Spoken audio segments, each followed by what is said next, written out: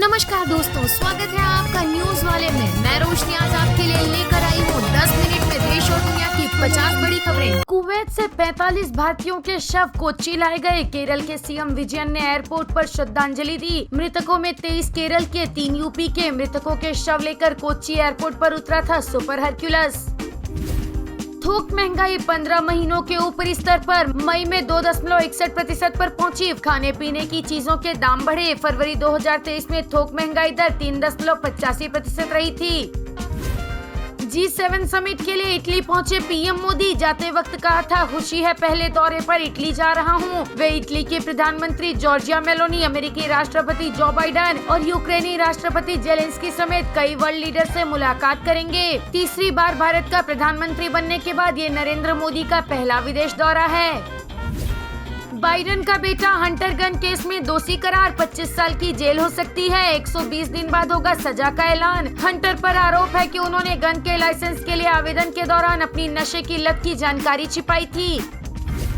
RSS के organiser में दावा, अजीत से गठबंधन के कारण नुकसान। पूछा, जब बीजेपी शिंदे सेना के पास पर्याप्त बहुमत तो अजीत को साथ क्यों लिया। लोकसभा चुनाव में 400 पार का नारा देने वाली बीजेपी महज 240 सीटों पर लड़खड़ा गई। इसका कारण ये है कि भाजपा नेताओं का अति आत्मविश्वास। आएगा तो मोदी ही, इस भरोसे में रहने वाले कार्यकर्ता जमीनी हकीकत से अनभिज्ञ रहते हैं। कई साल तक कांग्रेस की जिस विचारधारा के साथ लड़ाई लड़ी, सत्ता के लिए उसके लोगों को भाजपा ने साथ में लिया। इससे कार्यकर्ता दुखी हो गए। भगवा आतंकवाद का आरोप लगाने और 26/11 को संघ की साजिश बताने वाले कांग्रेस नेता को भाजपा में शामिल किया। इससे संघ के स्वयंसेवकों को ठेस पहुंची है।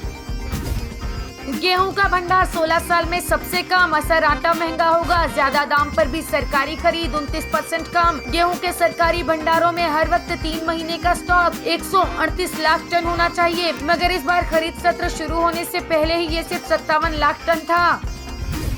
विपक्ष बोला, भागवत की सलाह पर ध्यान दे प्रधानमंत्री। उन्हें मणिपुर का दौरा करना चाहिए, जहां 1 साल से अधिक समय से हिंसा हो रही है। जयराम रमेश ने कहा कि शायद मोहन भागवत के बयान के बाद अब पीएम मोदी मणिपुर का दौरा करें। अगर 1/3 प्रधानमंत्री की अंतरात्मा या मणिपुर के लोगों की बार-बार की मांग को नहीं माना गया है, तो शायद भागवत पूर्व आरएसएस पदाधिकारी को मणिपुर जाने के लिए जारी कर सकते हैं।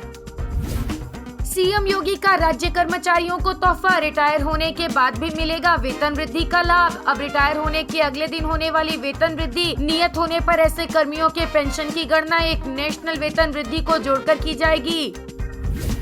भारत का पाकिस्तान चीन को जवाब, जम्मू कश्मीर पर दखल अंदाजी न करें, यह हमारा अभिन्न हिस्सा। कश्मीर भारत का अभिन्न अंग था, है और हमेशा रहेगा। दोनों देश बोले थे मुद्दे को यूएन चार्टर के मुताबिक हल करें। चीन ने कहा था कि वो जम्मू कश्मीर में भारत की एक तरफा कार्रवाई का विरोध करता है। भारत और पाकिस्तान के बीच लंबे समय से इस मुद्दे को लेकर विवाद रहा है। इस मसले को शांति के साथ यूएन चार्टर और संयुक्त राष्ट्र सुरक्षा परिषद के प्रस्तावों के तहत हल किया जाना चाहिए।